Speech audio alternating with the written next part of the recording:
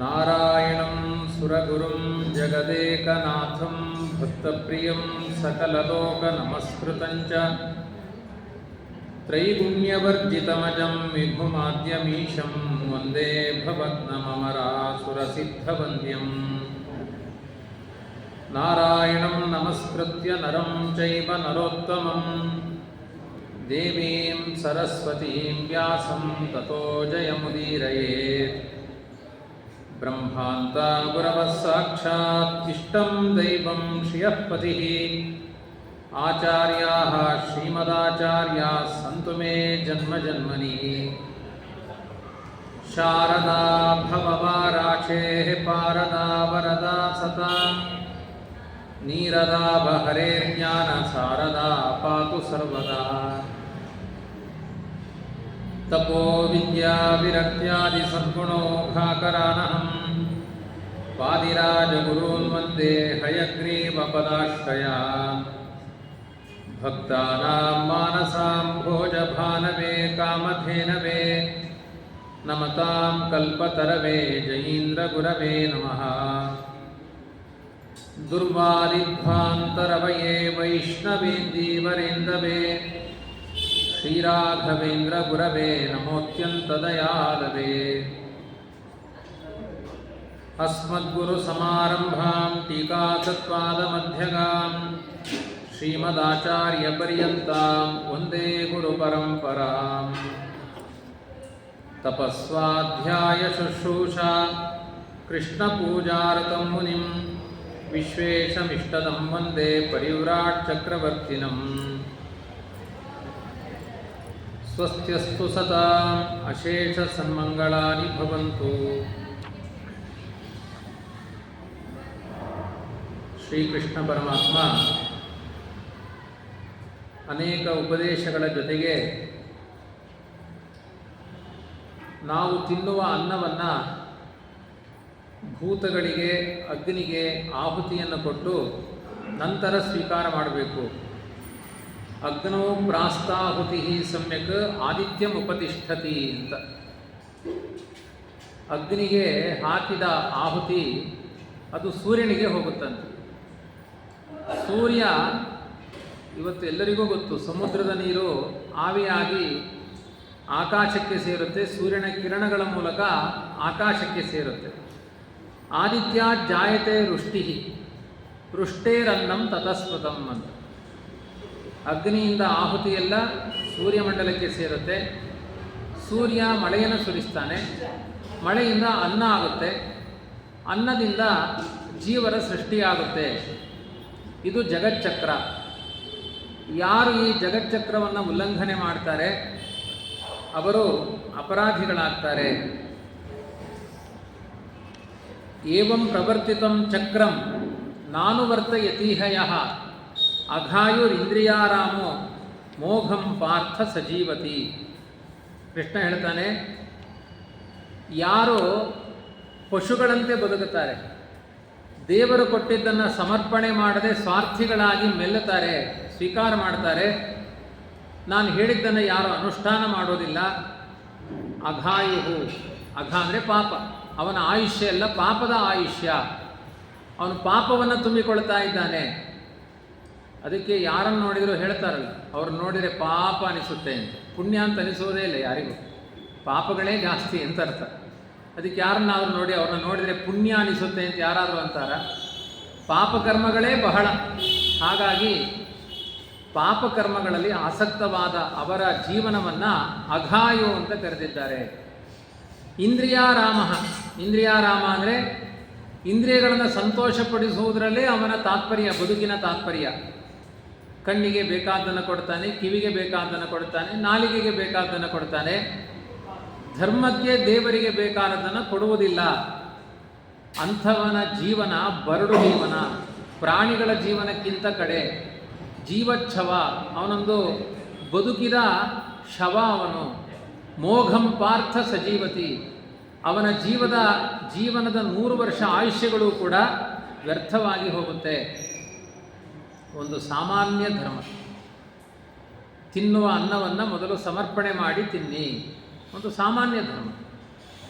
ಇದು ಬಹುತೇಕ ಇದರ ಹೊಣೆಗಾರಿಕೆ ಹೆಚ್ಚು ಹೆಣ್ಮಕ್ಳಿಗೆ ಇದೆ. ಅದಕ್ಕೆ ಅವರೆಲ್ಲ ತರಕಾರಿ ಹಿಡ್ಕೊಂಡು ಕೂತ್ಕೊಂಡ್ಬಿಟ್ಟಿದ್ದಾರೆ. ನಮ್ಮದೇ ಇದೆಲ್ಲ ಡ್ಯೂಟಿ ಅಂತ. ಯಾವ ಪುರುಷರು ಬೀನ್ಸ್ ಮುರಿತಾ ಇಲ್ಲ. ಅದೆಲ್ಲ ಹೆಣ್ಮಕ್ಳದ್ದು, ನಮಗೆಲ್ಲ ಅವಮಾನ, ಅದು ನಾವು ಮಾಡಬಾರ್ದು. ಹೆಣ್ಮಕ್ಳದ್ದೇ ಕೆಲಸ ಅದು. ಪಾಪ ನೀವೇನು ತಿನ್ನಲ್ಲ, ತಿನ್ನೋದು ಬೇರೆ, ನಾಳೆ ಯಾರೋ ಮುರಿದಿಟ್ಟು ಹೋಗ್ತೀರಿ ಅಷ್ಟೇ. ತುಂಬ ಉಪಕಾರ ಬಿಡಿ, ಇದೊಂಥರ ಲೋಕೋಪಕಾರ. ಏನು ಮಾಡಬೇಕು ಅಂತ ತಮಾಷೆಗೆ ಹೇಳಿಲ್ಲ, 3 ಪದ್ಧತಿಯನ್ನು ಹೇಳಿದ್ದಾರೆ ಹೆಣ್ಮಕ್ಕಳಿಗೆ. ಒಂದು ಧರ್ಮ, ಒಂದು ಡಬ್ಬದಿಂದ ತೆಗೆಯೋದು, ಇನ್ನೊಂದು ಪಾತ್ರೆಯಲ್ಲಿ ಅಡಿಗೆ ಮಾಡೋದು, ಇನ್ನೊಂದು ಪಾತ್ರೆಯಿಂದ ಬಡಿಸುವುದು.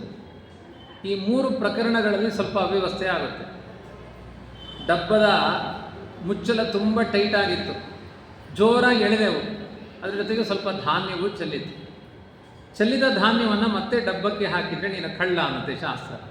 ಯಾಕೆಂದರೆ ಚೆಲ್ಲಿಸಿದ್ದೇ ಹಾರಾಡುವ ಪಕ್ಷಿಗಳಿಗೆ ಅಂತ. ಅದನ್ನು ತೊಗೊಂಡು ಹೋಗಿ ಬಿಸಾಡಬೇಕು, ಮತ್ತೆ ಡಬ್ಬಕ್ಕೆ ಹಾಕಬಾರ್ದು. ನೆಲದಲ್ಲಿ ಬಿದ್ದದ್ದನ್ನು ಡಬ್ಬಕ್ಕೆ ಹಾಕುವ ಹಾಗಿಲ್ಲ. ಅದಕ್ಕೆ ಮೊದಲೇ ಜಾಗ್ರತೆ ಮಾಡಿ, ಚೆಲ್ಲಬೇಕಾ ಬೇಡವಾ ಅಂತ. ಚೆಲ್ಲಿದ ಮೇಲೆ ವಾಪಸ್ ತಗೊಳ್ಳೋ ಹಾಗಿಲ್ಲ. ಆಮೇಲೆ ಅನ್ನ ಅಡಿಗೆ ಮಾಡಬೇಕಾದ್ರೆ ಉಕ್ಕು ಹರಿಯುತ್ತೆ, ಅದು ಒಂದು ಅಷ್ಟು ಪ್ರಾಣಿಗಳಿಗೆ. ಬಡಿಸಬೇಕಾದ್ರೆ ಚೆಲ್ಲುತ್ತೆ, ಅದನ್ನು ಎತ್ತಿ ಹಾಕಬಾರ್ದು. ನೆಲದ ಮೇಲೆ ಬಿದ್ದದನ್ನು ಮತ್ತೆ ಪಾತ್ರೆಗೆ ಹಾಕ್ಕೊಳ್ಬಾರ್ದು. ಪಾತ್ರೆಯಲ್ಲಿ ಎಲೆಯಲ್ಲಿ ಹಾಕಿದ್ದು ಜಾಸ್ತಿ ಆಗುತ್ತೆ, ಅದು ನರಿನಾಯಿಗಳಿಗೆ. ಅದನ್ನು ಮತ್ತೆ ನಾವೇ ಎಲ್ಲ ನೆಕ್ಕಬಾರ್ದು. ಇರಲಿ ಬಿಡಿ, ಆಮೇಲೆ ನಾನು ಊಟಕ್ಕೆ ಕೊಡ್ತೀನಿ, ನಾನು ತಿಂದುಬಿಡ್ತೀನಿ ಎನ್ನಬಾರ್ದು. ಈ ರೀತಿ ಯಾವುದು ನಮ್ಮಿಂದ ಅನಿವಾರ್ಯವಾಗಿ ಪದಾರ್ಥಗಳು ಕೆಳಗೆ ಬೀಳುತ್ತೆ ಅದನ್ನಾದರೂ ಮುಟ್ಟಬೇಡಿ ಅಂತ ಹೇಳಿದ್ದಾರೆ. ಇದು ಮೊದಲನೆಯದು. ವೈಶ್ವದೇವ ಮಾಡಬೇಕು. ಬಹುತೇಕ ತುಂಬ ಜನ ವೈಶ್ವದೇವ ಮಾಡೋದಿಲ್ಲ. ಯಾಕೆ ಅಂದರೆ ಇಂಥ ಸಿಟಿಗಳಲ್ಲಿ ವೈಶ್ವದೇವ ಮಾಡಬೇಕು ಅಂದರೆ ಕುಮಟಿಯಲ್ಲಿ ಅಡಿಗೆ ಮಾಡಬೇಕು, ಅದು ಸಾಧ್ಯವೇ ಇಲ್ಲ. ಕಟ್ಟಿಗೆಯಲ್ಲಿ ಅಡಿಗೆ ಮಾಡಲಿಕ್ಕೆ ಸಾಧ್ಯವೇ ಇಲ್ಲ. ಹಾಗಾಗಿ ವೈಶ್ವದೇವ ಮಾಡೋದು ಬಹಳ ದುರತೋಪಾಸ. ಇನ್ನು ಕೆಲವರು ಮಾಡ್ತಾರೆ, ಒಂದು ಸ್ವಲ್ಪ ಅನ್ನ ಪ್ರತ್ಯೇಕ ಮಾಡಿ, ಅದು ದೇವಭೋಜ್ಯ, ದೇವರಿಗೆ ಮಾತ್ರ ಒಂದು ಅನ್ನ ನೈವೇದ್ಯ. ಅದು ಕೆಲವು ಕಡೆ ಇದೆ. ರಾಯರಿಗೆ ಮಾತ್ರ ಒಂದು ಪ್ರತ್ಯೇಕ ಅನ್ನ, ನಮಗೆಲ್ಲ ಬೇರೆ ಸುಗ್ರಾಸ ಭೋಜನ. ಆ ಥರ ಸ್ವಲ್ಪ ಮಾಡಿ ಅದನ್ನು ಅಗ್ನಿಯಲ್ಲಿ ಆಹುತಿ ಕೊಡ್ತಾರೆ. ಒಂದು ಕನಿಷ್ಠ ಧರ್ಮ. ಕೆಲವು ಮನೆಯಲ್ಲಿ ಅದನ್ನು ಮಾಡಲಿಕ್ಕಾಗಲ್ಲ. ನಾವು ಹೇಳಿದ್ದು ಪ್ರಾಕ್ಟಿಕಲ್ ಆಗಿ ಅನುಷ್ಠಾನ ಮಾಡಬೇಕು. ಈಗ ಮೃತ್ತಿಕಾ ಶೌಚದ ಬಗ್ಗೆ ತುಂಬ ಹೇಳಿದ್ದಾರೆ ಧರ್ಮಶಾಸ್ತ್ರದಲ್ಲಿ. ಯಾರು ಮೃತ್ತಿಕಾ ಶೌಚ ಮಾಡಿಕೊಳ್ತಾರೆ? ಈಗೆಲ್ಲ ವಾಶ್ ಪದ್ಧತಿ, ಬುರುಬುರು ನೊರೆ ಬರುತ್ತೆ, ತೊಳ್ಕೊಳ್ತಾರೆ. ಅಷ್ಟನ್ನಾದರೂ ಮಾಡಿ ಅಂತ ಹೇಳಬೇಕು. ದುರ್ಗಂಧ ಹೋಗುವಂಥ ಸೋಪನ್ನಾದರೂ ಹಚ್ಚಿಕೊಳ್ಳಿ. ದಂತಕಾಷ್ಟಗಳನ್ನು ಯಾವತ್ತೂ ಉಪಯೋಗಿಸಬಾರ್ದು, ಉಪಯೋಗಿಸಬೇಕು ಅಂತ ಧರ್ಮಶಾಸ್ತ್ರದಲ್ಲಿ ಇದೆ. ದಂತಕಾಷ್ಟ ಅಂದರೆ ಏನು ಅಂತ ಕೇಳ್ತಾರೆ. ಇವತ್ತಿನ ಜನಗಳಿಗೆ ಪ್ರವಚನ ಮಾಡಿದರೆ ದಂತಕಾಷ್ಟ ಅಂದರೆ ಏನು? ಹಲ್ಲುಜ್ಜಲಿಕ್ಕೆ ಬಳಕೆ ಮಾಡುವ ಮಾವಿನ ಎಲೆ, ಮಾವಿನ ಕಡ್ಡಿ, ಬೇವಿನ ಕಡ್ಡಿ ಹಿಂದಿನ ಕಾಲದ ಪದ್ಧತಿ. ಇವತ್ತೆಲ್ಲ ಕ್ಲೋಸಪ್ಪು, ಮೆಸ್ವಾಕು, ಡಾಬರು ಏನೇನೋ ಒಂದಷ್ಟು ಬಂದಿದೆಯಲ್ಲ, ಅವುಗಳನ್ನು ಉಪಯೋಗಿಸುವಂತಹ ಪದ್ಧತಿ ಬಂದಿದೆ. ಹಾಗೆ ಈಗ ವೈಶ್ವದೇವ ಇಲ್ಲ, ನಿಂತು ಹೋಗಿದೆ ಮನೆಗಳಲ್ಲಿ. ಕೃಷ್ಣ ಬೈದಿದ್ದಾನೆ, ಯಾರು ವೈಶ್ವದೇವ ಮಾಡದೆ ಊಟ ಮಾಡ್ತಾರೆ, ಅಗ್ನಿಗೆ ಆಹುತಿಯನ್ನು ಕೊಡದೆ ಅನ್ನ ತಿಂತಾರೆ, ಅವರೆಲ್ಲ ಪಾಪ ತಿನ್ನುವ ಮಂದಿ. ಅವರ ಜೀವನ, ಅವರ ಲೈಫ್ ಸ್ಟೈಲ್ ವೇಸ್ಟ್, ಅವ್ರ ಡೆಡ್ ಬಾಡಿಗಳು ಎಲ್ಲ ಬೈದಿದ್ದಾನೆ ದೇವರು. ಅದಕ್ಕೆ ನಾವೊಂದು ಕೆಲಸ ಮಾಡ್ಬೋದು, ನಾಳೆಯಿಂದ ಭಗವದ್ಗೀತೆ ಕೇಳಿದೇನೆ ಇದ್ರೆ ಆಯಿತು ಅಂತ ಸಂಕಲ್ಪ ಮಾಡ್ಬೋದು. ಅನುಷ್ಠಾನ ಮಾಡಲಿಕ್ಕಾಗಲ್ಲ, ಅದಕ್ಕೆ ರಿಸೈನ್ ಅಷ್ಟೇ. ನಮಗೆ ಬೈತಾನ, ಕೃಷ್ಣನೇ ಸರಿ ಇಲ್ಲ ಹೋಗತ್ಲಾಗಿ. ಅದಕ್ಕೂ ಒಂದು ಧರ್ಮಶಾಸ್ತ್ರದಲ್ಲಿ ಏನು ಮಾಡಬಹುದು ಅಂತ.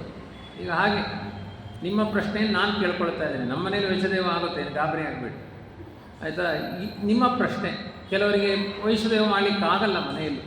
ನಿಮ್ಮ ಮುಖ ನೋಡಿದರೆ ಹಾಗೆ ಅನ್ನಿಸ್ತಾ ಇದೆ, ನೀವು ಮಾಡಲ್ಲ ವೈಶ್ವದೇವ ಅಂತ. ನಾನು ಎಷ್ಟು ಪ್ರವಚನ 3 ದಿನ ಇದ್ರ ಬಗ್ಗೆ ಹೇಳಿದರು, ನೀವು ಮಾಡಲ್ಲ, ನಾವು ಬದಲಾಗಲ್ಲ ಅಂತ ಸಂಕಲ್ಪ ಮಾಡಿದ್ದೀರಿ ನೀವು. ಎಲ್ಲರಿಗೂ ಹೇಳಿಲ್ಲ, ಕೆಲವರು. ಮತ್ತು ನಿಮಗೊಂದು ಚಿಕಿತ್ಸೆ ಬೇಕಲ್ಲ, ಒಂದು ಪರಿಹಾರ ಬೇಕಲ್ಲ. ಏನು ಪರಿಹಾರ? ಅದಕ್ಕೆ ಹೆಣ್ಮಕ್ಕಳಿಗೆ ಆ ಪರಿಹಾರ ನೀವು ಮಾಡಬೇಕು. ಅಡುಗೆ ಆದಮೇಲೆ ಏನು ಮಾಡ್ತೀರಿ ಅದು ದೇವರಿಗೆ ಅರ್ಪಣೆ ಮಾಡಲೇಬೇಕು. ಒಂದು ಕನಿಷ್ಠ ದೇವರ ಪೂಜೆ ಮಾಡಬೇಕು. ಅದು ಮಾಡಲ್ವಾ? ಹೆಣ್ಮಕ್ಕಳೇ ಮಾಡಿ. ಒಂದು ಚಕ್ರಾಂಕಿತನೋ ಡೊಗ್ಗಲ ಕೃಷ್ಣನೋ ಹೇಳಿ, ಲಕ್ಷ್ಮೀ ಶೋಭಾನ ಹೇಳಿ ಅದಕ್ಕೆ ಅಭಿಷೇಕ ಮಾಡಿ. ಏನೂ ಸಮರ್ಪಣೆ ಮಾಡದೆ ತಿನ್ನಬಾರದು, ಮಹಾಪಾಪ ಅದು. ದೇವರಿಗೆ ಒಂದು ಅರ್ಪಣೆ ಆಗಲೇಬೇಕು. ವೈಷ್ಣದೇವ ಮಾಡೋದು ಹೇಗೆ? ಎಲ್ಲರ ಮನೆ ಗ್ಯಾಸು, ಅದಕ್ಕೆ ಆಹುತಿ ಹಾಕಲಿಕ್ಕಾಗಲ್ಲ. ಒಂದು ದಿನ ಹಾಕ್ಬೋದು, 2ನೇ ದಿನ ಗ್ಯಾಸ್ ವರ್ಕ್ ಆಗಲ್ಲ ಅಷ್ಟೇ. ಏನು ಮಾಡಬೇಕು ಅಂತ ಪ್ರಶ್ನೆ. ಅದಕ್ಕೆ ಧರ್ಮಶಾಸ್ತ್ರಕಾರರು ಹೇಳಿದ್ದಾರೆ, ಕನಿಷ್ಠ ಧರ್ಮ. ವೈಶ್ವದೇವ ಗಂಡ ಮಾಡಲ್ಲ, ನಮ್ಮ ಮನೇಲಿ ನಡೆಯಲ್ಲ ಅಂದಾಗ ಅಡುಗೆ ಮಾಡಿದ ಅನ್ನದ ಮೇಲ್ಭಾಗ ನಮ್ಮ ಕಾಲು ಹೊಟ್ಟೆ ತುಂಬುವಷ್ಟು ಅನ್ನ, ಪೂರ್ಣ ಹೊಟ್ಟೆ ತುಂಬುವಷ್ಟೇನಲ್ಲ, ಒಂದು ಕಾಲು ಹೊಟ್ಟೆ ತುಂಬುವಷ್ಟು ಅನ್ನ, ಒಂದು 10 ತುತ್ತುಗಳೇ 10 ರಿಂದ 15 ತುತ್ತಾಗುವಷ್ಟು ಅನ್ನ, ಅದನ್ನು ತೆಗೆದು ಪ್ರಾಣಿ ಪಕ್ಷಿಗಳಿಗೆ ಹಾಕಿ. ಇನ್ನು ಅದರ ಮೇಲೂ ಸಮಸ್ಯೆ, ಎಲ್ಲಿ ಹಾಕಬೇಕು? ಮನೆ ಹೊರಗಡೆ ಹಾಕಲಿಕ್ಕಾಗಲ್ಲ. ನಮ್ಮ ಜಾಗ ಇರೋದೇ 20-30, ಹೊರಗಡೆ ಜಾಗ ಇಲ್ಲ, ಟ್ಯಾರಿಸ್ ಮೇಲೆ ಹಾಕಿ. ಅಲ್ಲೂ ಜಾಗ ಇಲ್ಲ, ಅದಕ್ಕೆಲ್ಲಾದರೂ ಹುಡುಕೊಂಡು ಹೋಗಿ ಒಂದು ಜಾಗ ಮಾಡಿ. ಅಲ್ಲೂ ಎಲ್ಲೂ ಜಾಗ ಇಲ್ಲ, ಕೊನೆಗೆ ಹೇಳಿದ್ದಾರೆ ಸಮುದ್ರಕ್ಕೆ ಹೋಗಿ ಹಾರಿ, ಇನ್ನೇನು ಪರಿಹಾರ ಇಲ್ಲ. ಇನ್ನು ಎಷ್ಟು ಧರ್ಮಶಾಸ್ತ್ರದಲ್ಲಿ ಪರಿಹಾರ ಹೇಳಲಿಕ್ಕೆ ಸಾಧ್ಯ? ಕನಿಷ್ಠ ಕನಿಷ್ಠ ಕನಿಷ್ಠ ಧರ್ಮಗಳನ್ನೇ ಹೇಳ್ತಾ ಇದೆ. ಅದು ಮಾಡಲಿಕ್ಕಾಗಲ್ಲ ಅಂದರೆ ಕಲ್ಲು ಕಟ್ಟಿಕೊಂಡು ಸಮುದ್ರಕ್ಕೆ ಹಾರಿಬಿಡಿ. ಮನುಷ್ಯ ಜನ್ಮದಲ್ಲಿ ಯಾವ ಸಾರ್ಥಕತೆ ಇಲ್ಲ. ಕೊಟ್ಟು ಬದುಕಬೇಕು ಅನ್ನೋದು ಕ್ಲೈಮ್ಯಾಕ್ಸ್, ಅದು ಫೈನಲ್, ಅದರಲ್ಲಿ ಯಾವುದೇ ಕಾಂಪ್ರಮೈಸಿಂಗ್ ಇಲ್ಲ. ಹಾಗಾಗಿ ಕನಿಷ್ಠ ಧರ್ಮಗಳನ್ನಾದರೂ ಮಾಡಬೇಕು. ಒಂದು ಮುಷ್ಟಿ ಗೋಗ್ರಾಸವನ್ನಾದರೂ ತೆಗೆದಿಡಿ, ಕಾಯಿ ಅಕ್ಕಿ ಬೆಲ್ಲ ಎಲ್ಲ ತೆಗೆದಿಡಿ. ಆದಾಗ ತೆಗೆದುಕೊಂಡು ಹೋಗಿ ಗೋವುಗಳಿಗೆ ತಿನ್ನಿಸಿ ಬನ್ನಿ. ನಮ್ಮ ಮೈಸೂರಿನಲ್ಲಿ ಒಬ್ಬರು ಇದ್ದರು, ಅವ್ರಿಗೂ ಇದೇ ಥರ ಸ್ಥಿತಿ. ಪಾಪ ಏನೂ ಮಾಡಲಿಕ್ಕೆ ಆಗ್ತಿರ್ಲಿಲ್ಲ.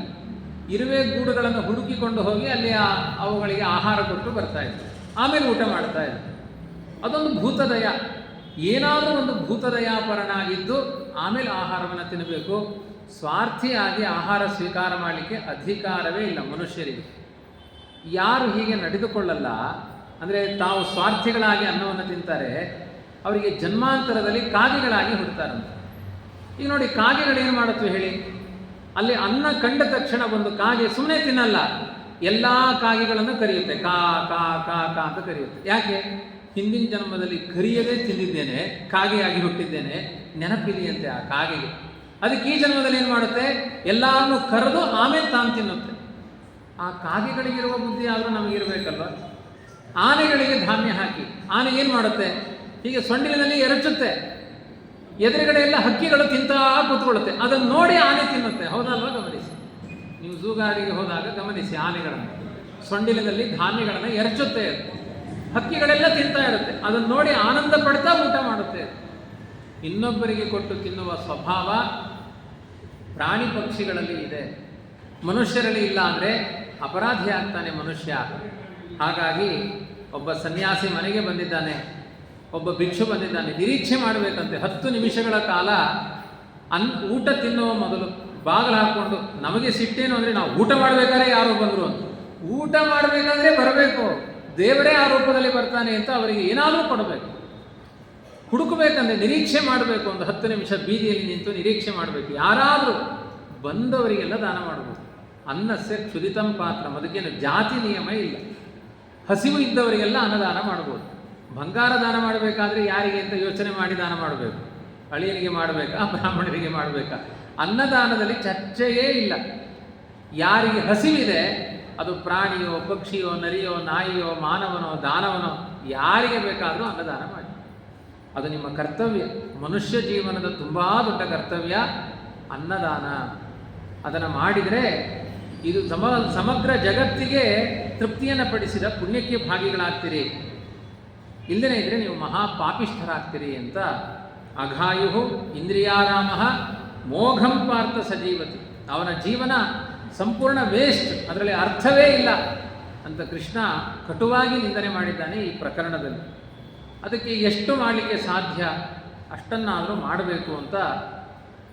ಅನ್ನವನ್ನು ಹಾಕಲಿಕ್ಕಾಗಲಿಲ್ಲ ಅಂದರೆ ಅಕ್ಕಿ ತೆಗೆದಿಟ್ಟುಕೊಂಡು ಪ್ರಾಣಿ ಪಕ್ಷಿಗಳಿಗೆ, ದನಗಳಿಗೆ ಗೋಗ್ರಾಸ ಅಂತ ಇದನ್ನಾದರೂ ಒಂದು ಮಾಡಬಹುದು. ಕನಿಷ್ಠ ಧರ್ಮಗಳನ್ನಾದರೂ ಅನುಷ್ಠಾನ ಮಾಡಬೇಕು. ಇನ್ನು ಕೆಲವರಿಗೆ ಕರ್ಮಗಳಿಲ್ಲ ಅಂತ ಇನ್ನೊಂದು ಆಪ್ಷನ್ ಹೇಳ್ತಾನೆ ಕೃಷ್ಣ. ಜಗತ್ತಿನ ಎಚ್ಚರ ಇದ್ದವರೆಲ್ಲ ಇಷ್ಟು ಮಾಡಲೇಬೇಕು. ಕೆಲವರು ಜಗತ್ತಿನ ಎಚ್ಚರ ಕಳ್ಕೊಳ್ತಾರೆ. ಎಚ್ಚರ ಕಳ್ಕೊಳ್ಳೋದು ಅಂದರೆ ಏನು? ನಿದ್ರೆ ಮಾಡೋದು ಅಂತ ಅರ್ಥ ಅಲ್ಲ. ಅವರಿಗೆ ದೇವರಲ್ಲಿ ಮನಸ್ಸು ಹೊಕ್ಕಿಬಿಡುತ್ತೆ. ಅವರಿಗೆ ಪರಿವೇ ಇಲ್ಲದೆ ಇರುವಷ್ಟು ದೇವರ ಧ್ಯಾನ ಮಾಡ್ತಾರೆ. ಅವರೇನೂ ಮಾಡಬೇಕಾಗಿಲ್ಲ. ಅವರಿಗೆ ವಿಧಿ ನಿಷೇಧಗಳಿಲ್ಲ. ಅವರು ಸಕಾಲದಲ್ಲಿ ಊಟವೂ ಮಾಡಲ್ಲ, ನಿದ್ರೆಯೂ ಮಾಡಲ್ಲ, ಯಾವಾಗಲೂ ಆ ದೇವರು ಅನ್ನುವ. ಇವತ್ತು ಇಸ್ಕಾನಿನಲ್ಲಿ ಕೆಲವರಿಗೆ ಆ ರೀತಿಯಾದ ಭಾವನೆಗಳಿದೆ. ಹರೇ ರಾಮ ಹರೇ ಕೃಷ್ಣ ಅಂತ ಅವರ ಮಂತ್ರವನ್ನು 108 ಬಾರಿ ಹೇಳಿದರೆ ಅದು 1 ರೌಂಡ್. ಆ ಥರ ಅವರು 16 ರೌಂಡ್ ಹೇಳಬೇಕು, 108 ಬಾರಿ, 2.5 ಗಂಟೆ ಬೇಕು. ಇನ್ನು ಕೆಲವರು ಇದನ್ನು ಒಂದು 16 ಆವೃತ್ತಿ 108 ಬಾರಿ ಆಗಬೇಕು. ಇನ್ನು ಕೆಲವರು ಅದನ್ನು 108 ಬಾರಿ ಮಾಡ್ತಾರೆ. ದಿನಕ್ಕೆ 12 ಗಂಟೆ ಜಪ ಮಾಡ್ತಾರೆ. ಹರೇ ರಾಮ ಹರೇ ರಾಮ ರಾಮ ರಾಮ ಹರೇ ಹರೇ. 2 ಕೈಗಳನ್ನು ಮೇಲೆತ್ತಿ ಜಪ ಮಾಡ್ತಾನೇ ಇರ್ತಾರೆ. ಊಟ ಮಾಡುವ ಸಮಯದಲ್ಲಿ ಒಂದಷ್ಟು ಕಾಲ ಮಾತ್ರ ಒಂದಷ್ಟು ಜಪ ಮನಸ್ಸಿನಲ್ಲಿ ಮಾಡ್ತಾರೆ, ಕೈ ಬಿಟ್ಟಿರ್ತಾರೆ. ಇನ್ನು ಉಳಿದಂತೆ ಕೈಗಳನ್ನು ಮೇಲೆ ಎತ್ತಿ ಜಪ ಮಾಡ್ತಾನೇ ಇರ್ತಾರೆ. ಇಷ್ಟೊಂದು ಭಗವತ್ಪರವಾಗಿ ಜೀವನ ಇದ್ದವರಿಗೆ ತುಂಬ ವಿಧಿ ನಿಷೇಧಗಳಿಲ್ಲ ಅಂತ ಹೇಳಿದ್ದಾನೆ. ಕೃಷ್ಣ ಹೇಳ್ತಾನೆ, ಎಷ್ಟು ಆತ್ಮರತಿರೇವ ಸ್ಯಾತ್ ಆತ್ಮತೃಪ್ತಶ್ಚ ಮಾನವ ಆತ್ಮನ್ನೇವ ಚ ಸಂತುಷ್ಟಃ ತಸ್ಯ ಕಾರ್ಯಂ ನ ವಿದ್ಯತೆ. ಇದನ್ನು ಪರಿಪಕ್ವ ಯೋಗಿಗಳು ಅಂತ ಕರೀತಾರೆ. ಭಕ್ತರಲ್ಲೇ ತುಂಬ ವಿಭಾಗಗಳು, ಯೋಗಿಗಳು, ಪಕ್ವ ಯೋಗಿಗಳು, ಪರಿಪಕ್ವ ಯೋಗಿಗಳು, ಅತಿ ಪರಿಪಕ್ವ ಯೋಗಿಗಳು ಅಂತ ತಾರತಮ್ಯ. ಸ್ವಲ್ಪ ಭಕ್ತಿ ಮಾಡೋರು, ಸ್ವಲ್ಪ ಜಾಸ್ತಿ ಮಾಡೋರು, ಅದಕ್ಕಿಂತ ಅಧಿಕವಾಗಿ ಮಾಡೋರು, ದೇವರಲ್ಲಿ ಭಕ್ತಿ ಮಾಡ್ತಾ ಜಗತ್ತನ್ನೇ ಮರೆಯುವವರು ಅಂತ ಈ ಥರದ ವಿಭಾಗಗಳಿದೆ. ಇಂಥ ವಿಭಾಗದಲ್ಲಿ ಆತ್ಮತೃಪ್ತಿಯನ್ನು ಹೊಂದಿದವರಿಗೆ ಯಾವುದೇ ಕರ್ತವ್ಯಗಳು ತುಂಬ ಘಾಸಿಪಡಿಸುವುದಿಲ್ಲ. ಅಂದರೆ ಇಲ್ಲಿ ಆತ್ಮತೃಪ್ತಿ ಅಂದರೆ ಏನು? ಆತ್ಮನ್ನೇವಚ ಸಂತುಷ್ಟ ಅಂದರೆ ಏನು? ಭಗವಂತನಲ್ಲೇ ಸಂತೋಷ ಅವರಿಗೆ, ದೇವರನ್ನು ಬಿಟ್ಟು ಮತ್ತೆ ಇನ್ನು ಯಾವುದೂ ಅವರಿಗೆ ಹೆಚ್ಚು ಸುಖ ಅಲ್ಲ. ಒಂದು ಖಾಲಿ ಪೇಪರ್ ಕೊಟ್ಟು ಪೆನ್ನು ಕೊಟ್ಟು ನಿಮಗೆ ಇಷ್ಟವಾದದ್ದನ್ನು ಬರೀರಿ ಅಂದರೆ ನಾವು ಮೊದಲು ಬರೆಯೋದು ಕುಂಬಳಕಾಯಿ ಹುಡಿ ಅಂತ ನಮ್ಮ ಸ್ವಭಾವ. ಪರಿಪಕ್ವ ಯೋಗಿಗಳು ಬರೀತಾರೆ, ನನಗೆ ಕೃಷ್ಣನೇ ಬೇಕು ಮತ್ತೇನೂ ಬೇಡ. ಪರೀಕ್ಷೆ ಹಾಗೆ, ಪರೀಕ್ಷೆಯಲ್ಲಿ ತೇರ್ಗಡೆ ಆಗ್ತಾರೆ. ರಾತ್ರಿ ಮಲಗಿರ್ತೀರಿ, ಹೀಗೆ ತಟ್ಟಿದರೆ ಪರಿಪಕ್ವ ಯೋಗಿ ಕೃಷ್ಣ ಅಂತ ನಾವೆಲ್ಲ ಮಲಗಿದಾಗ ಯಾರಾದರೂ ಬಂದು ತಟ್ಟಿದರೆ ಯಾರು ಯಾರು ಅಂತ ಹೇಳ್ತಾರೆ, ನಮಗೆ ದೇವ್ರ ನೆನಪಾಗಲ್ಲ. ನೀವು ಪಕ್ವ ಯೋಗಿಗಳ ಪರಿಪಕ್ವ ಯೋಗಿಗಳ ಅರ್ಥ ಮಾಡಿಸಲಿಕ್ಕೆ ಇವತ್ತು ರಾತ್ರಿ 2 ಗಂಟೆಗೆ ನಿಮ್ಮ ಮಕ್ಕಳಿಗೆ ಎಬ್ಬಿಸಲಿಕ್ಕೆ ರೆಕಾರ್ಡ್ ಮಾಡಿಕೊಂಡ್ರೆ ಗೊತ್ತಾಗುತ್ತೆ ನಾವು ಎಂಥವರು. ಆಟೋದಲ್ಲಿ ಹೋಗ್ತಾ ಇರ್ತೀರಿ, ಎತ್ತಿ ಹಂಪಿನಲ್ಲಿ ಡಬ್ ಅಂತ ಆಟೋ ಕೆಳಗಡೆ ಹಾರುತ್ತೆ, ಅಯ್ಯಪ್ಪ ಅಂತಾರೆ ಕೆಲವರು ಗೋವಿಂದ ಅಂತಾರೆ. ಗಮನಿಸಿ ಅದನ್ನು. ಇನ್ನು ಕೆಲವರು ಅಯ್ಯಯ್ಯೋ ಅಂತಾರೆ. ಆವಾಗ ವ್ಯತ್ಯಾಸ ಗೊತ್ತಾಗುತ್ತೆ. ಎಂತಹ ಆಪತ್ಕಾಲ ಬಂದಾಗಲೂ ಹರಿನಾಮದಿಂದಲೇ ಅವರ ವ್ಯವಹಾರ ಇರುತ್ತೆ. ಬಾತ್ರೂಮಲ್ಲಿ ಸ್ನಾನ ಮಾಡ್ತಿರ್ತಾರೆ, ನೀರು ನಿಂತು ಹೋಗುತ್ತೆ, ಕಣ್ಣಿಗೆಲ್ಲ ಸೋಪ್ ಹಚ್ಕೊಂಡಿದ್ದಾರೆ, ಅವರು ಅಯ್ಯಯ್ಯೋ ಅನ್ನಲ್ಲ, ಗೋವಿಂದ ಅಂತಾರೆ. ಯಾರಿಗೋ ಏನೋ ಆಯಿತು ಅಂತಾರೆ, ಸ್ವಿಚ್ ಹಾಕ್ತಾರೆ, ನೀರು ಬರುತ್ತೆ. ನಮಗೆ ಉದ್ದೇಶಗಳನ್ನು ಹೇಳಲಿಕ್ಕೆ ಇಂಥದ್ದೇ ಶಬ್ದ ಅಂತ ನಿಯಮ ಇಲ್ಲ. ಇದ್ದಕ್ಕಿದ್ದ ಹಾಗೆ ಕರೆಂಟ್ ಹೋಯ್ತು, ಗೋವಿಂದ ಅಂತೇಳಿ ಕರೆಂಟ್ ಹೋಯ್ತು ಅಂತಲೇ ಅರ್ಥ. ಅಯ್ಯಯ್ಯೋ ಅಂದರೂ ಅದೇ ಅರ್ಥ. ಶಬ್ದ ವಿನ್ಯಾಸ ಹೇಗಿರುತ್ತೆ ಅದರಿಂದ ನಿರ್ಣಯ ಮಾಡಿಕೊಳ್ಬೋದು. ಯಾರೋ ಹೀಗೆ ಬಕೆಟ್ ಹಿಡ್ಕೊಂಡು ಬರ್ತಾ ಇದ್ರು, ಡಬ್ ಒಂದು ಬಕೆಟ್ ಕೆಳಗಡೆ ಬೀಳ್ತು, ಅಯ್ಯೋ ಅನ್ನು. ಇನ್ನೊಬ್ರು ಗೋವಿಂದ ಅನ್ನು, ಬೀಳ್ತು ಅಂತ ಕರೆಂಟ್ ಹೋಯ್ತು. ಅದಕ್ಕೆ ದಾಸರ ಚಿಂತನೆ ನೋಡಿ, ಬಂದದ್ದೆಲ್ಲ ಬರಲಿ ಗೋವಿಂದನ ದಯೆ ಹೊಂದಿರಲಿ. ಏನೇ ಬರಲಿ ಜೀವನದಲ್ಲಿ ಅದು ನಮ್ಮಲ್ಲಿ ಅನುಸಂಧಾನ ಇದೆ. ರಾಯರ ಮಠದಲ್ಲಿ 150 ಜನ ಕೂತಿದ್ರು ಊಟಕ್ಕೆ. ಏನು ಹೇಳ್ತಾರೆ ಅರ್ಚಕರು? ಶ್ರೀಮದ್ ರಮಾರಮಣ ಗೋವಿಂದ ಅಂತಾರೆ. ಊಟ ಸ್ಟಾರ್ಟ್ ಮಾಡಿ ಅಂತ ಅರ್ಥ. ಒಳ್ಳೆಯ ಸುಗ್ರಾಸ ಭೋಜನದಲ್ಲಿಯೂ ಗೋವಿಂದ ನಾಮ ಸ್ಮರಣೆ. ಇನ್ನೂ ಒಂದು ಹೇಳ್ತಾರೆ, ನಿಮಗೆ ಗೊತ್ತೇನ್ರಿ, ಅವ್ರ ಪಕ್ಕದ ಮನೆಯವರಿಗೆ 95 ವರ್ಷ ಆಗಿತ್ತು, ನಿನ್ನೆ ದಿವಸ ಅವರು ಗೋವಿಂದ ಸತ್ತೋದ್ರು ಅಂತ. ಊಟ ಮಾಡಲಿಕ್ಕೂ ಗೋವಿಂದ, ಅವ್ರು ಹೋದ್ರು ಅನ್ಲಿಕ್ಕೂ ಗೋವಿಂದ. ಇದನ್ನು ಆತ್ಮರತಿ ಅಂತಾರೆ. ಇದನ್ನೇ ಕೃಷ್ಣ ಹೇಳ್ತಾನೆ, ಆತ್ಮನ್ನೇವಚ ಸಂತುಷ್ಟ. ಅವನು ಎಲ್ಲವನ್ನೂ ಆ ಶಬ್ದದಿಂದಲೇ ಹೇಳ್ತಾನೆ. ಬಂದದ್ದೆಲ್ಲ ಬರಲಿ ಗೋವಿಂದನ ದಯೆ ಹೊಂದಿರಲಿ. ರಾಘವೇಂದ್ರ ಸ್ವಾಮಿಗಳು ಹೇಳಿದ್ದು ಇದನ್ನು, ಇಂದು ಎನಗೆ ಗೋವಿಂದ, ನಮೋ ಬ್ರಹ್ಮಣ್ಯ ದೇವಾಯ ಗೋಬ್ರಾಹ್ಮಣ ಹಿತಾಯ ಚ ಜಗದ್ಧಿತಾಯ ಕೃಷ್ಣಾಯ ಗೋವಿಂದಾಯ ನಮೋ ನಮಃ. 1000 ಆಪತ್ತು ಬಂತು ಪ್ರಹ್ಲಾದರಾಜರಾದಾಗ. ಬೆಟ್ಟದಿಂದ ತಳ್ಳಬೇಕಾದ್ರೆ ಅಯ್ಯಯ್ಯೋ ಅಲ್ಲಿಲ್ಲಂತೆ ಪ್ರಹ್ಲಾದರಾಜರು. ಗೋವಿಂದ ಗೋವಿಂದ ಗೋವಿಂದ, ಹೂವಿನ ಮೇಲೆ ಬಿದ್ದ ಹಾಗಾಯ್ತಾನೆ. ಹಿರಣ್ಯಕಶ್ಯಪ ಬಂದು ಕೇಳ್ತಾನೆ, 5 ಕಿಲೋಮೀಟರ್ ಹಿಮಾಲಯದ ಬೆಟ್ಟದಿಂದ ತಳ್ಳಿದೆ, ನೀನು ಯಾಕೆ ಸಾಯಲಿಲ್ಲ ಅಂದರೆ, ಗೋವಿಂದ ನಾಮ ಸ್ಮರಣಾನುಭಾವ. ಗೋವಿಂದ ಗೋವಿಂದ ಅಂತ ನನ್ನ ಮನಸ್ಸಿನಲ್ಲಿ ಬರ್ತಾ ಇತ್ತು. ನನಗೆ ಬಿದ್ದದ್ದೇ ಗೊತ್ತಾಗಲಿಲ್ಲ, ನಿಂತಳ್ಳಿದ್ದೋ ಗೊತ್ತಾಗಿಲ್ಲ. ಎಲ್ಲ ಜೀವನದ ಸಮಸ್ಯೆಗಳನ್ನು ಆ ಆತ್ಮರತಿಯಿಂದ ಫೇಸ್ ಮಾಡ್ಬೋದು.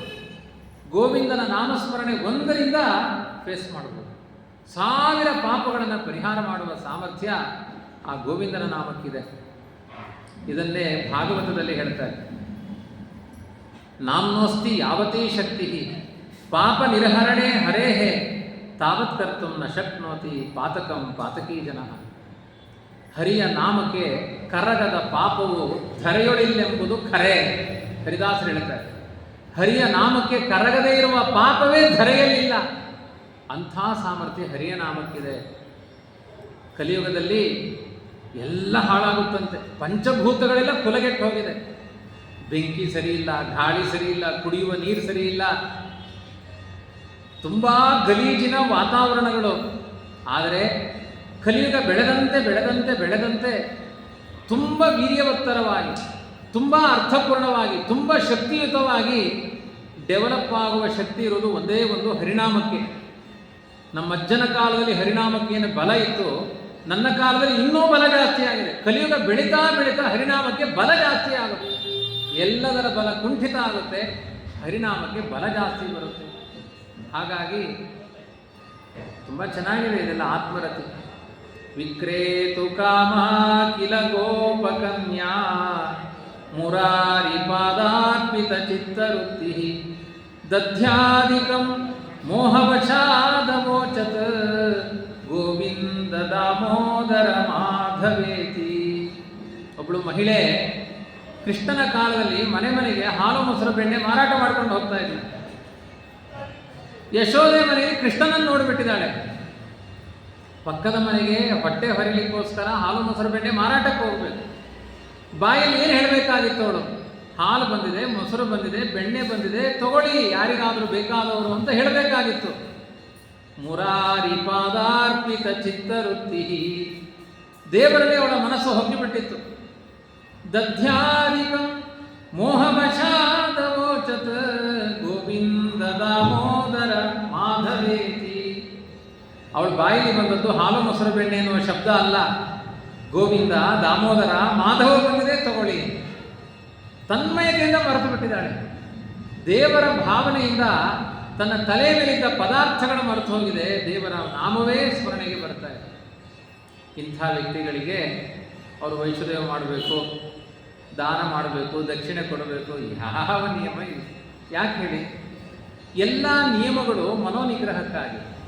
ಸರ್ವೇ ಮನೋನಿಗ್ರಹ ಲಕ್ಷಣಾಂತಾಃ ನೂನಂ ಹಿ ಯೋಗೋ ಮನಸಃ ಸಮಾಧಿ. 1 ಗಂಟೆ ದೇವರ ಪೂಜೆ ಮಾಡಿ ಅಂತ ಹೇಳೋದು ಯಾಕೆ ಗೊತ್ತಾ? 1 ಗಂಟೆ ಮನಸ್ಸು ದೇವರಲ್ಲಿ ನಿಲ್ಲಿ ಅಂತ ಅನ್ನೋ ಅಭಿಪ್ರಾಯದಲ್ಲಿ ಹೇಳೋದು.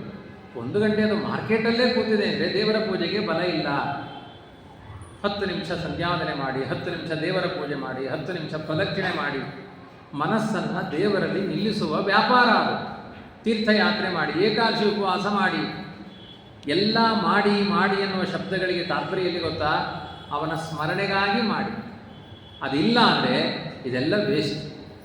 ಅದಕ್ಕೆ ಮಧ್ವಾಚಾರ್ಯರ ಮಾತು, ಸ್ಮರ್ತವ್ಯ ಸತತಂ ವಿಷ್ಣು ವಿಸ್ಮರ್ತವ್ಯೋ ನ ಜಾತುಚಿತ್ ಸರ್ವೇ ವಿಧಿ ನಿಷೇಧಾಸ್ಯೋ ಏತಯೋರೇವ ಕಿಂಕರ. ಯಾವಾಗಲೂ ದೇವರನ್ನು ಸ್ಮರಣೆ ಮಾಡಬೇಕು. ನಜಾತುಚಿತ ವಿಸ್ಮರ್ತವ್ಯ, ಯಾವತ್ತೂ ಮರಳೇಬಾರದು ದೇವರನ್ನು. ಅದಕ್ಕೇನು ಮಾಡಬೇಕು? ಯಾವಾಗಲೂ ದೇವರ ನೆನಪಾಗಬೇಕು ಅಂದರೆ ಏನು ಮಾಡಬೇಕು?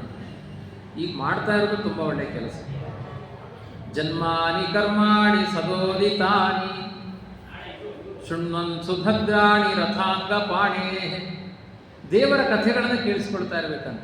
ದೇವರು ಹೇಗೆ ಆಟ ಆಡಿದ, ಯಶೋದೆಯ ಮನೆಯಲ್ಲಿ ಏನು ಆಟ ಆಡಿದ, ಈ ಕಥೆಗಳನ್ನೆಲ್ಲ ನೆನಪು ಮಾಡಿಕೊಳ್ತಾ ಇದ್ದರೆ ಮನಸ್ಸು ಅವನಲ್ಲೇ ಆಸಕ್ತವಾಗಿರುತ್ತೆ, ಅದು ಧ್ಯಾನವಾಗುತ್ತೆ. ಆ ಥರ ನಿರಂತರ ಭಗವಚ್ಚಿಂತಕರಿಗೆ ಸ್ವಲ್ಪ ವಿಧಿ ನಿಷೇಧಗಳು ಆಚೆ ಈಚೆ ಆದರೂ ದೇವರು ತಲೆ ಕೆಡಿಸಿಕೊಳ್ಳುವುದಿಲ್ಲ. ಆದರೆ ನೀವಿನ್ನೂ ಅಂಥ ಪಕ್ವ ಭಕ್ತಿಯಲ್ಲಿ ಇಲ್ಲದೇ ಇದ್ದಾಗ, ಮೊದಲನೇ ಹಂತದಲ್ಲಿದ್ದಾಗ ಕರ್ತವ್ಯಗಳನ್ನು ಉಲ್ಲಂಘನೆ ಮಾಡಿದರೆ ಮಹಾಪಾಪ ಬರುತ್ತೆ.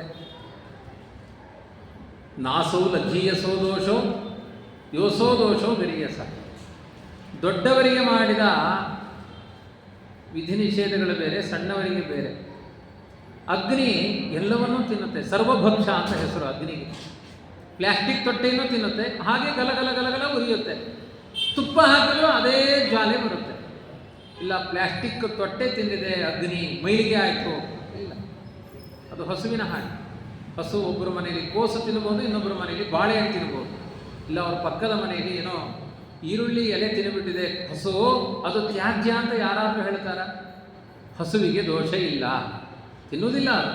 ಹಸುವಿಗೆ ದೋಷ ಇಲ್ಲ, ಹಾಗೆ ಅಗ್ನಿಗೆ ದೋಷ ಇಲ್ಲ, ಜ್ಞಾನಿಗಳಿಗೆ ದೋಷ ಇಲ್ಲ, ಅಜ್ಞಾನಿಗಳಿಗೆ ದೋಷ. ಒಂದು ತಂಬಿಗೆಯಲ್ಲಿ ನೀರು ತರ್ತೀರಿ, ಅದರಲ್ಲಿ 2 ಕೈಯನ್ನು ಕಿವುಚುತ್ತೀನಿ, ನೀರು ಕುಡಿತೀರಾ ಅದನ್ನು? ಥೂ, ಯಾರ ಕೈ ಎದ್ದಿದ್ದಾರೆ, ನೀರು ಕುಡಿಯಲ್ಲ. ಒಂದು ಬಕೆಟಲ್ಲಿ ನೀರು ತರ್ತೇನೆ, 2 ಕಾಲು ಇಡ್ತೀನಿ ಒಳಗಡೆಗೆ, ಕೈ ಇಟ್ಟರೆ ನೀರು ಕುಡಿತೀರ ನೀವು, 2 ಕಾಲು ಒಳಗಡೆ ಇಡ್ತೀನಿ, ನೀರು ಕುಡಿತೀರಾ? ಕುಡಿಯಲ್ಲ. ಒಂದು ದೊಡ್ಡ ಕಾವೇರಿ ನದಿಯಲ್ಲಿ ಮುಳುಗಿ ಸ್ನಾನ ಮಾಡ್ತೀನಿ, ನೀರು ಕುಡಿತೀರಾ? ಕುಡಿತೀನಿ. ಯಾಕೆ? ಬಕೆಟ್ಟಿನ ನೀರು ಕಶ್ಮಲವಾಗುತ್ತೆ, ತಂಬಿಗೆಯ ನೀರು ಕಶ್ಮಲವಾಗುತ್ತೆ, ನದಿಯ ನೀರಿಗೆ ಕಶ್ಮಲ ಇಲ್ಲ. ನಿರಂತರ ಭಗವಂತನ ಚಿಂತನೆ ಮಾಡುವವರು ಹರಿಯುವ ನದಿಯಂತೆ, ಅವರಿಗೆ ಕಶ್ಮಲಗಳಿಲ್ಲ, ಅವರಿಗೆ ಲೇಪ ಆಗಲ್ಲ. ನಮಗೆಲ್ಲ ಸಣ್ಣ ಸಣ್ಣ ಅಪರಾಧಗಳು ಕೂಡ ಅದು ಲೇಪವಾಗುತ್ತೆ. ಹಾಗಾಗಿ ಈಗ ಆಪ್ಷನ್, ಒಂದೋ ವೈಷ್ಣದೇವ ಮಾಡಿ, ಒಂದೋ ಯಾವಾಗಲೂ ದೇವರಲ್ಲಿ ಆಸಕ್ತರಾಗಿ. ಯಾವಾಗಲೂ ದೇವರಲ್ಲಿ ಆಸಕ್ತರಾದರೆ ನಿಮಗೆ ಈ ವಿಧಿ ನಿಷೇಧಗಳಿಲ್ಲ. ಇಲ್ವಾ, ನೀವು ವಿಧಿ ನಿಷೇಧಗಳಿಗೆ ಬನ್ನಿ, ಅದು ರೂಟದು, ಮೊದಲನೇ ರೂಟದು. ಹೀಗೆಲ್ಲ ಮಾಡಿಕೊಂಡೇ ಹೋಗಬೇಕು. ಇಲ್ಲದೇ ಇದ್ದರೆ ಶಿಕ್ಷಾರ್ಹರಾಗ್ತೀರಿ ಎನ್ನುವುದು ಕೃಷ್ಣನ ಮಾತು. ಎಷ್ಟು ಆತ್ಮರತಿರೇವ ಸ್ಯಾತ್ ಆತ್ಮತೃಪ್ತಶ್ಚ ಮಾನವ ಆತ್ಮನ್ಯೇವ ಚ ಸಂತುಷ್ಟಃ ತಸ್ಯ ಕಾರ್ಯಂ ನ ವಿದ್ಯತೆ.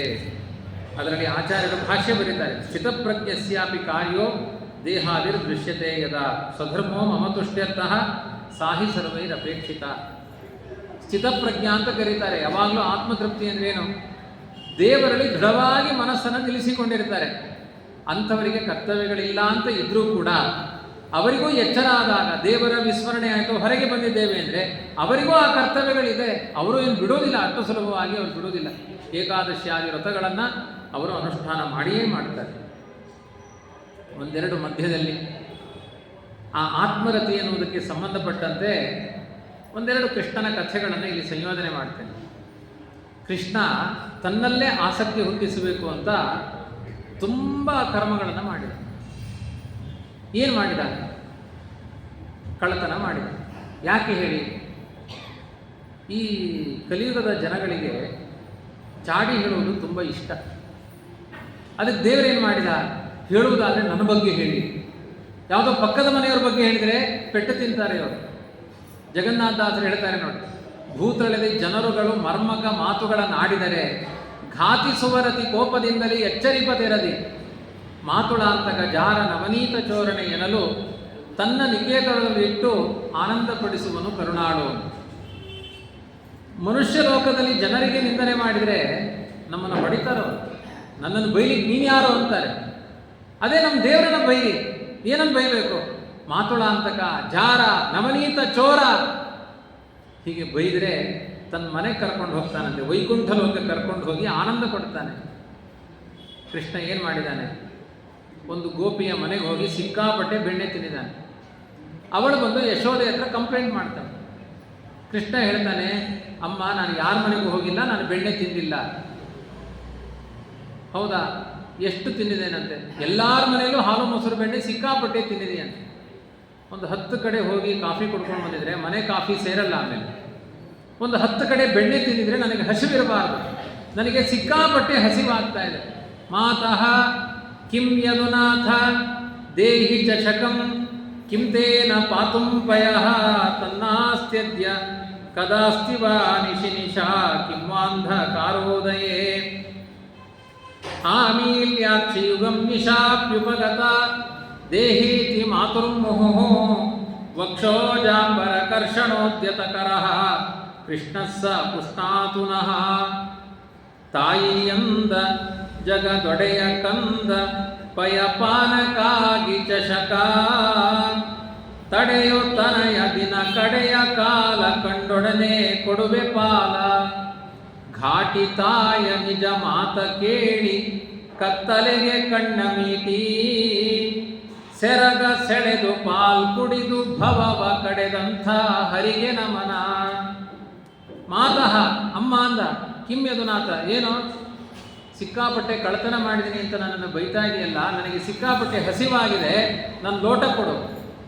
ಯಶೋದೆಗೆ ಸಿಟ್ಟು ಬಂತು, ಎಲ್ಲಾರ ಮನೆಗೆ ತಿಂದು ಬಂದಿದ್ದಿ, ಮತ್ತೆ ಅಜೀರ್ಣ ರೋಗ ಆಗುತ್ತೆ, ಲೋಟ ಕೊಡಲ್ಲ ನಿನಗೆ, ಯಾವಾಗ ಕೊಡ್ತಿ ಹೇಳು ಅಂತ ಕೃಷ್ಣ. ಇವನಿಗೆ ಸಿಟ್ಟೆಲ್ಲ ಅವಳಿಗೆ, ಕಾಮಕ್ರೋಧಗಳೇ ಇಲ್ಲ ದೇವರಿಗೆ, ಯಾವಾಗ ಕೊಡ್ತಿ ಹೇಳು.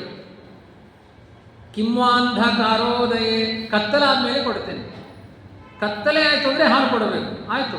ಈಗ ಮಠ ಮಧ್ಯಾಹ್ನ, ಈಗ ಕತ್ತಲೆ ಆಗಲಿಕ್ಕೆ ಸಾಧ್ಯ ಇಲ್ಲ, ಕತ್ತಲೆ ಆದರೆ ಹಾಲು ಕೊಡ್ತೇನೆ, ಇಷ್ಟೇ ಕಮಿಟ್ಮೆಂಟ್. ಕತ್ತಲೆ ಆದರೆ ನೀನು ಹಾಲು ಕೊಡಬೇಕು, ಆಯಿತು ಒಂದು ಯಶೋದೆ. ದೇವರ ಶಕ್ತಿ ಎಂಥದ್ದು ಗೊತ್ತಾ?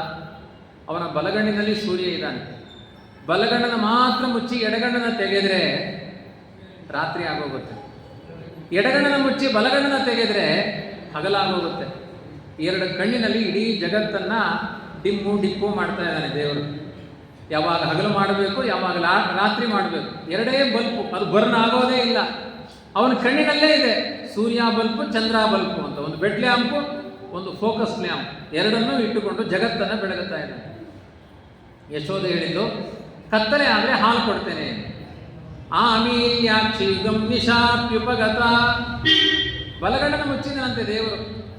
ಬಲಗಣ್ಣನ ಮುಚ್ಚಿ, ಅಮ್ಮ ನೋಡು ಕತ್ತಲೆ ಆಯಿತು, ಸೂರ್ಯ ಅಸ್ತಮಾನ ಆಗಿ ಹೋಯ್ತು, ದೇವರ ಕಣ್ಣು ಮುಚ್ಚಿದ ಅಂದರೆ ಕತ್ತಲೆ ಆಗಿ ಹೋಯ್ತು. ಅವಳು ಕಂಗಾಲಲ್ಲು, ಆಚೀಚೆ ನೋಡಿದ್ಲು. ವಕ್ಷೋಜಾಂಬರ ಕರ್ಷಣೋದ್ಯತಕರಃ, ಘಾಟಿತಾಯ ನಿಜ ಮಾತ ಕೇಳಿ ಕತ್ತಲೆಗೆ ಕಣ್ಣ ಮೀಟಿ ಸೆರಗ ಸೆಳೆದು ಪಾಲ್ ಕುಡಿದು ಭವವ ಕಡೆದಂಥ ಹರಿಗೆ ನಮನ. ಈ ಆಟ ಆಡ್ತಾ ಆಡ್ತಾ ಬಲಾತ್ಕಾರವಾಗಿ ಹಾಲನ್ನು ಕುಡಿದು ಅವಳ ಸಂಸಾರವನ್ನು ನಾಶ ಮಾಡಿದ ಕೃಷ್ಣ ಪರಮಾತ್ಮ. ಇಂತಿಂಥ ಚೇಷ್ಟೆಗಳು. ಅವಳಿಗೆ ಆಶ್ಚರ್ಯ, ಮಧ್ಯಾಹ್ನ ಕಾಲದಲ್ಲಿ, ಮಠ ಮಧ್ಯಾಹ್ನ ಕಾಲದಲ್ಲಿ ಹೇಗೆ ಅಸ್ತಮಾನ ಆಯಿತು, ಹೇಗೆ ಕತ್ತಲೆ ಬಂತು? ಭಗವಂತನ ಕಣ್ಣಿನಲ್ಲೇ ಸೂರ್ಯಚಂದ್ರರಿದ್ದಾರೆ. ಸರ್ವಶಕ್ತನಾದವನು ಭಗವಂತ. ಅವನ ಸ್ಮರಣೆಯ ಮುಂದೆ ಯಾವ ಮಡಿ, ಯಾವ ಮೈಲಿಗೆ ಯಾವುದೂ ಇಲ್ಲ. ಅದು ತುಂಬ ದೊಡ್ಡದು ಪರಿಣಾಮ ಸ್ಮರಣೆ ಅನ್ನೋದು. ಈ ರೀತಿಯಾಗಿ ಭಗವಂತ ತುಂಬ ಚೇಷ್ಟೆಗಳನ್ನು ಮಾಡಿದ್ದಾನೆ.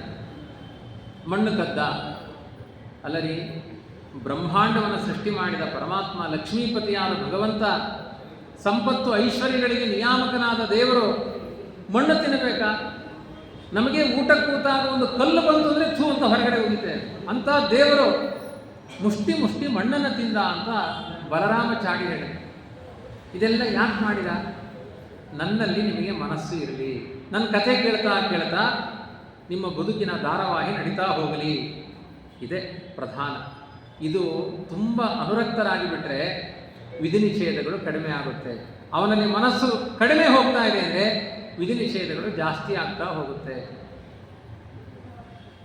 ಆ ಸಮಯದಲ್ಲಿ ಬಲರಾಮ ಬಂದು ಹೇಳ್ತಾನೆ, ಕೃಷ್ಣೇನಾಂ ಭಗತೆ ನರಂತು ಮಧುನ ಮೃದ್ಭಕ್ಷಿತ ಸ್ವೇಚ್ಛಯ ತಥ್ಯಂ ಕೃಷ್ಣ ಕಯೇವ ಮಾಹಂಸಲಿ ಮಿಥ್ಯಾಂಬ ಪಶ್ಯಾನನಂ ವ್ಯಾದೇಹೀತಿ ವಿದಾರಿತೆ ಚ ಮದನೆ ದೃಷ್ಟ್ವಾ ಸಮಸ್ತಂ ಜಗತ್ ಮಾತಾಯಸ್ಯ ಜಗಾಮ ವಿಸ್ಮಯ ಪದಂ ಪಾಯಾತ್ಸನ ಕೇಶವಃ ರತುನ ದೊರೆಯ ಹಿತ ಬಗೆವ ಧರೆ ತವ ತನಯ ಮಣ್ಣ ಮೆದ್ದ ಖಳರೆದೆಗೆ ಗುದ್ದ ಕೊಡುವಂಥ ಹರಿಗೆ ನಿರ್ದೋಷ ಶ್ರುತಿಗೆ ಸಿದ್ಧ ಬಲನ ಮಾತ ನಿಜವೆಂದು ವದನ ತೆರೆಬಂತೆ ನುಡಿಯೆ ಜನನೀ ಜಗವ ತೋರಿ ಅಜ್ಞಾನ ತರಿದ ಕರಿವರದ ಹರಿಗೆ ನಮನ.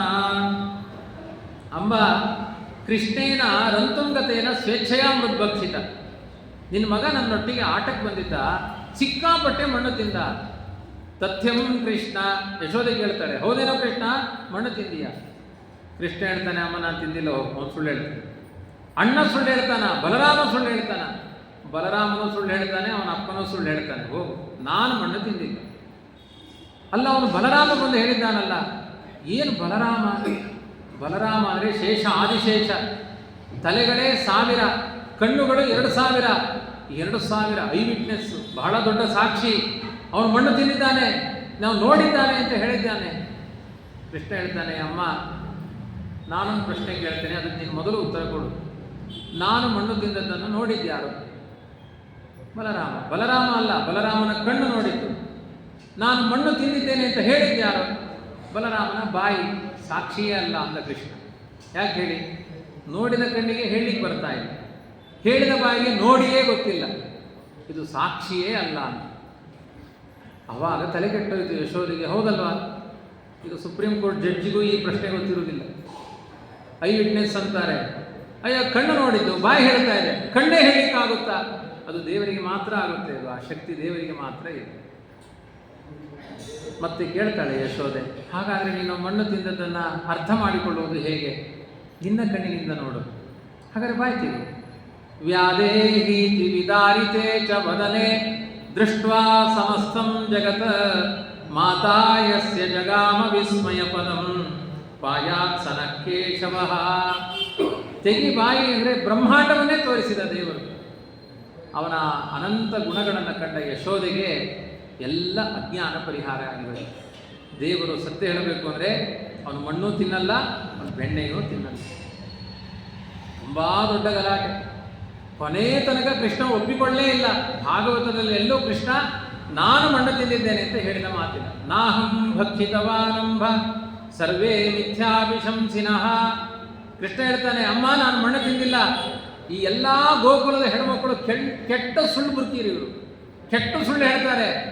ಬಲರಾಮನೂ ಸುಳ್ಳು ಬುರ್ಕ, ನಾನು ಮಣ್ಣು ತಿಂದಿಲ್ಲ.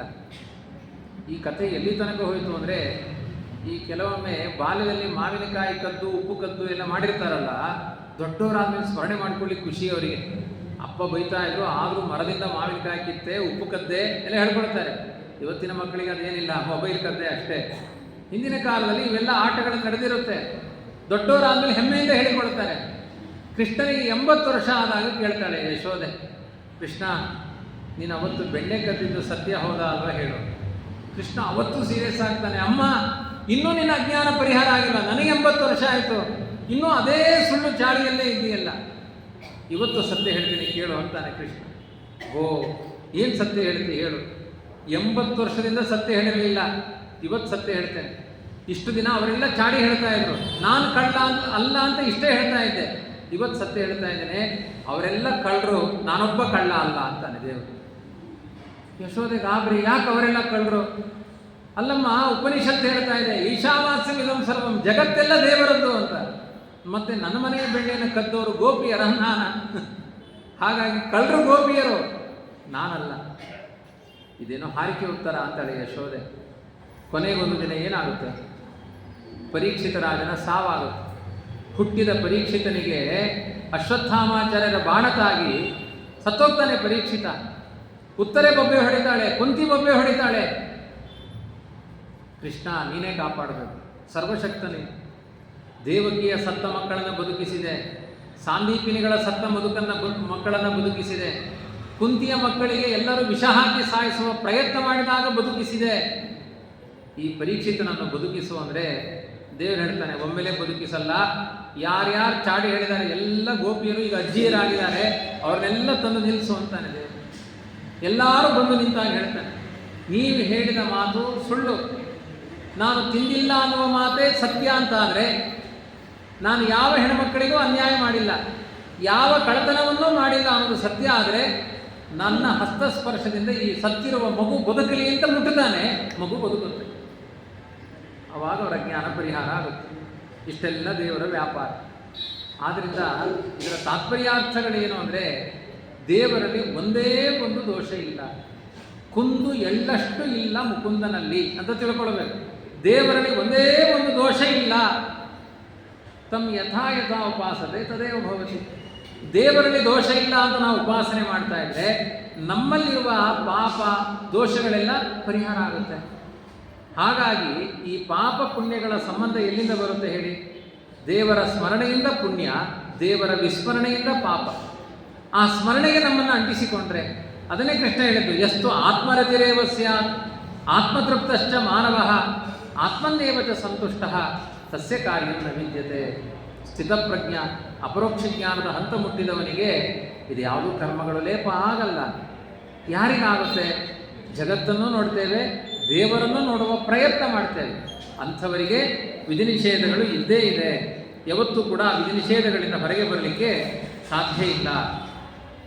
ಆತ್ಮನ್ಯೇವ ಚ ಸಂತುಷ್ಟ ತಸ್ಯ ಕಾರ್ಯಂ ನ ವಿದ್ಯತೆ ನೈವ ತಸ್ಯ ಕೃತೇನಾರ್ಥೋ ನಾಕೃತೇನೇಹ ಕಶ್ಚನ ನಚಾಸ್ಯ ಸರ್ವಭೂತೇಷು ಕಶ್ಚಿದರ್ಥೋ ವ್ಯಪಾಶ್ರಯ.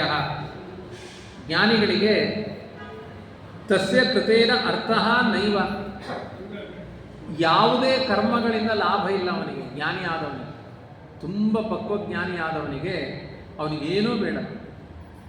ಸನ್ಯಾಸಿಗಳಿಗೆ ಏನೋ ಬೇಡ ಅಂತ ಕಾಡಿಗೆ ಹೋಗ್ತಾರೆ. ಅವರಿಗೆ ಮನೆ ಇಲ್ಲ, ಮಠ ಇಲ್ಲ, ಉಟ್ಕೊಳ್ಳಿಕ್ಕೆ ಬಟ್ಟೆಯೂ ಇಲ್ಲಂತೆ. ದಿಗಂಬರ ಸನ್ಯಾಸಿಗಳು ಅಂತಿದ್ದಾರೆ. ಒಂದು ದಂಡ ಕಮಂಡಲಗಳನ್ನು ಇಟ್ಟುಕೊಳ್ಳೋದಿಲ್ಲಂತೆ, ಏನೂ ಇಲ್ಲ. ಪ್ರಾಣಿ ಪಕ್ಷಿಗಳು ಬರೀ ಕೈಯಲ್ಲಿ ಓಡಾಡುವ ಹಾಗೆ ಸನ್ಯಾಸಿಗಳು ಇರ್ತಾರೆ.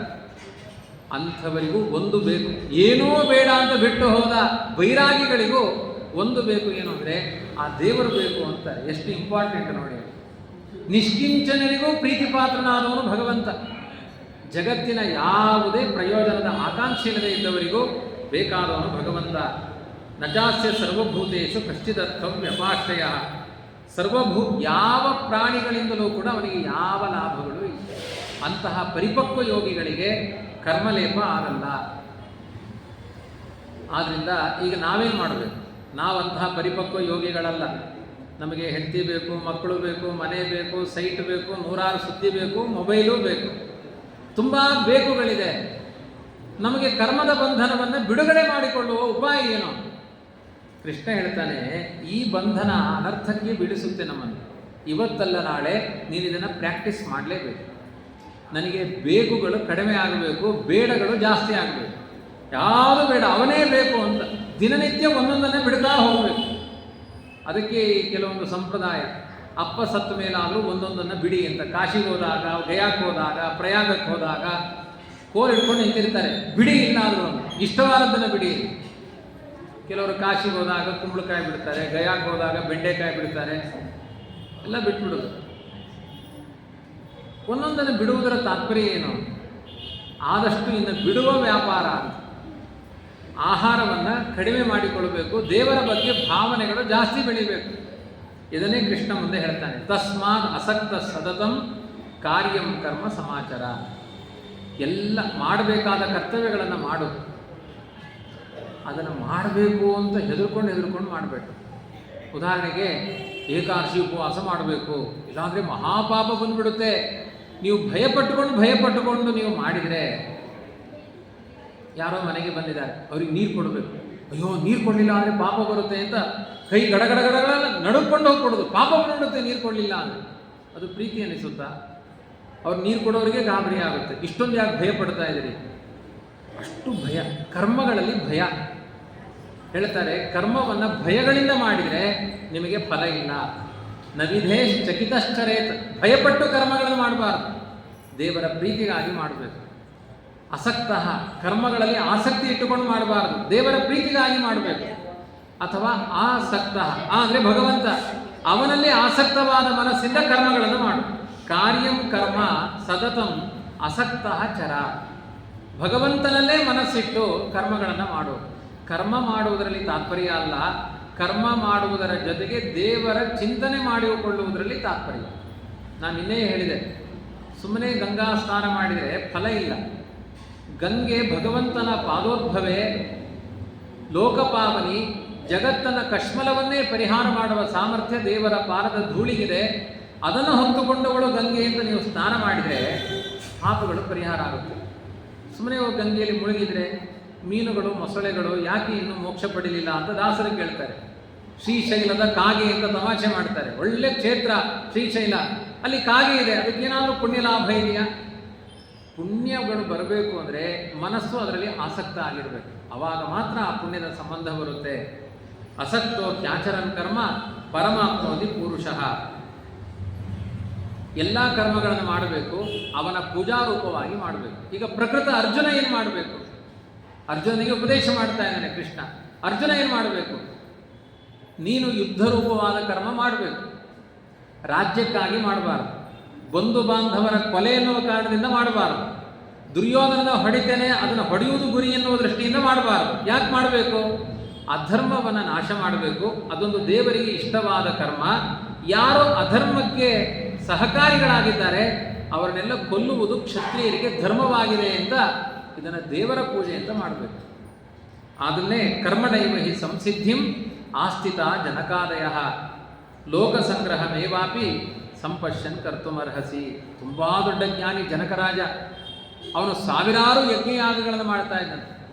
ಒಂದೊಂದು ಯಾಗಗಳನ್ನು ಮಾಡಿದಾಗಲೂ ಕೂಡ ಸಾವಿರಾರು ಗೋವುಗಳನ್ನು ಸಾವಿರಾರು ಜನ ಬ್ರಾಹ್ಮಣರಿಗೆ ದಾನ ಮಾಡ್ತಾ ಇದ್ದಂತೆ.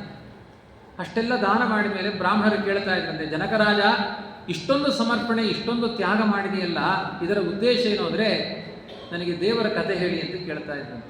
ದೇವರ ವಿಚಾರ ಹೇಳಿ. ಅವನು ದಾನ ಮಾಡಿ ಮಾಡಿ ಮಾಡಿ ತುಂಬ ಭಗವಂತನ ಜ್ಞಾನ ಸಂಪಾದನೆ ಮಾಡಿಕೊಂಡಿದ್ದ. ಕೊನೆಗೆ ಯಾರೋ ಅವನ ಹತ್ರ ದಾನಕ್ಕೆ ಹೋಗ್ತಿರ್ಲಿಲ್ಲಂತೆ. ಯಾಕೆಂದರೆ ದಾನ ತೆಗೆದುಕೊಂಡವರ ಬಳಿ ದಾನ ಕೊಟ್ಟ ಮೇಲೆ ಪ್ರಶ್ನೆ ಕೇಳ್ತಾನೆ ಜನಕರಾಜ. ಪ್ರಶ್ನೆಗೆ ಉತ್ತರ ಹೇಳಿಲ್ಲ ಅಂದರೆ ಕೋಪ ಬರುತ್ತೆ ರಾಜನಿಗೆ. ಅಜ್ಞಾನಿಗಳಿಗೆ ದಾನ ಮಾಡಲ್ಲ ಅವನು ರಾಜ. ಅದಕ್ಕೆ ಯಾರೂ ಹೋಗಲಿಲ್ಲ. ಒಂದು ಬಾರಿ ಪ್ರತಿಜ್ಞೆ ಮಾಡಿದ ಜನಕರಾಜ, 10,000 ಗೋವುಗಳು ಸುವರ್ಣದಿಂದ ಅಲಂಕೃತವಾದ ಒಂದೊಂದು ಗೋವಿನ ಜೊತೆಗೆ 100 kg ಬಂಗಾರ. ನನ್ನ ಹತ್ತಿರ ಒಂದು 10 ಪ್ರಶ್ನೆಗಳಿದೆ. ಯಾರು ಉತ್ತರ ಕೊಡ್ತೀರಿ ಅವರಿಗೆ ಈ ಗೋದಾನ ಮಾಡ್ತೇನೆ, ಇಲ್ಲಾಂದರೆ ಯಾರು ಗೋದಾನಕ್ಕೆ ಬರಬೇಡಿ ಅಂತ.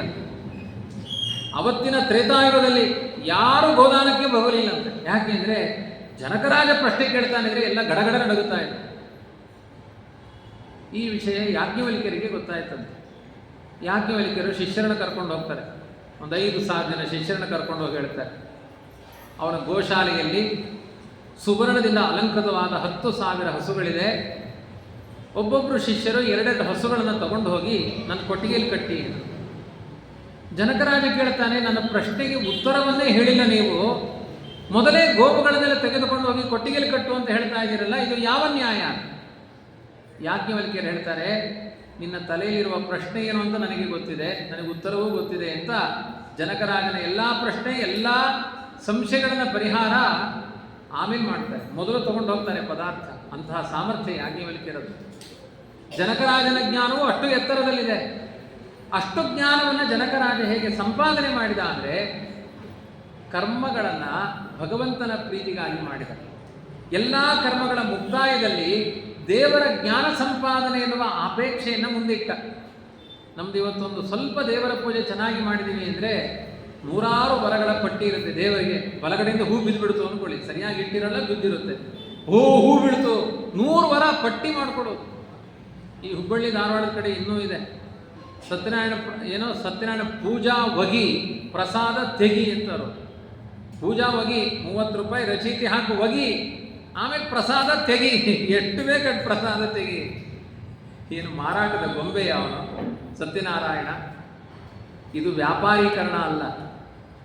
ಪ್ರಹ್ಲಾದರಾಜರು ನಿಧನೆ ಮಾಡ್ತಾರೆ. ಎಷ್ಟು ಆಶಾಸ್ತೆ ನಸಭೃತ್ಯ ಸವೈವಣಿಕ. ದೇವರ ಪೂಜೆ ಮಾಡೋದು, ಅಲ್ಲಿ ಫಲಗಳನ್ನು ಅಪೇಕ್ಷೆ ಪಡುವುದು.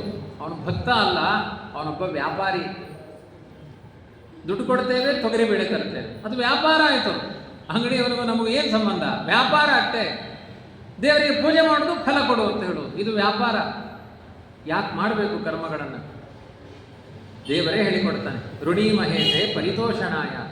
ದೇವರೇ ನೀನು ಪ್ರೀತನಾಗು, ಗೋವಿಂದ ಅಂತ ಕರಿಬೇಕಂತೆ. ಏನು ಅಂತ ಕೇಳ್ತಾನೆ ದೇವರು. ಏನಪ್ಪ ಕರದಿ? ನಿನ್ನ ಪ್ರೀತನಾಗು, ನನ್ನ ಕರ್ಮಗಳಿಂದ ಪ್ರೀತನಾಗು. ಏನು ಕೊಡಬೇಕಾದ್ರೆ ಏನು ಬೇಡ ಅಂತ ಹೇಳಬೇಕಂತೆ. ನನಗೆ ಯಾವುದು ಹಿತ ಅದನ್ನು ನೀನು ಮಾಡು. ದೇವರ ಹತ್ರ ಏನು ತಸ್ಮಾನ್ ನಾಣ್ಯಂ ಪ್ರಯಾಚೇತ.